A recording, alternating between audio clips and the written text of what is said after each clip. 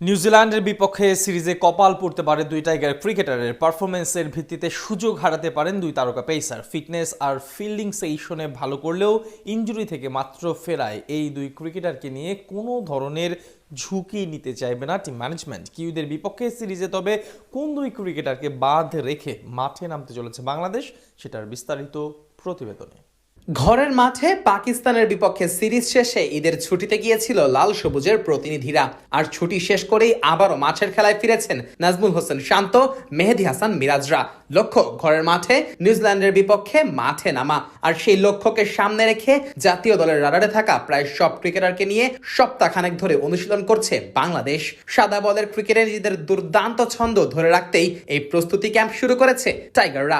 প্রথম ধাপে মূলত ফিটনেস ও ফিল্ডিং এর উপরই জোর দিয়েছে বাংলাদেশ, যেখানে সুযোগ পেয়েছে একাধিক নতুন তারকাও। সেই সাথে ইনজুরি কাটিয়ে জাতীয় দলের ক্যাম্পে ফিরেছেন হাসান মাহমুদ ও তানজিম হাসান সাকিবের মতো ক্রিকেটারেরা। তবে আসন্ন নিউজিল্যান্ডের বিপক্ষে সাদা বলের সিরিজে জায়গা নাও পেতে পারেন এই দুই ক্রিকেটার। মূলত ওয়ানডে ফরম্যাটে এই দুই ক্রিকেটারের সুযোগ দেখছে না ক্রিকেট সংশ্লিষ্টরা, যার মূল কারণ অবশ্য টাইগার দলের অন্য ক্রিকেটাররাই। সবশেষ সিরিজে বল হাতে বেশ দারুণ ছন্দেই ছিল বাংলার পেসাররা। ঘরের মাঠে পাকিস্তানকে 2-1 ব্যবধানে হারানো সিরিজে বাংলার পেসাররা করেছেন আগুনে বোলিং। বল হাতে নিজেদের সক্ষমতার পুরোটাই ঢেলে দিয়েছেন বাংলার পেসাররা। আর তাতে করে এই সিরিজের সেরা বোলারদের তালিকায় নাম ছিল তাসকিন আহমেদ, নাহিদ রানাদের। 3 ম্যাচের এই সিরিজে নাহিদের ঝুলিতে গেছে মোট 8টি উইকেট, যা কিনা আসরে যে কোনো বোলারদের মধ্যে সর্বোচ্চ।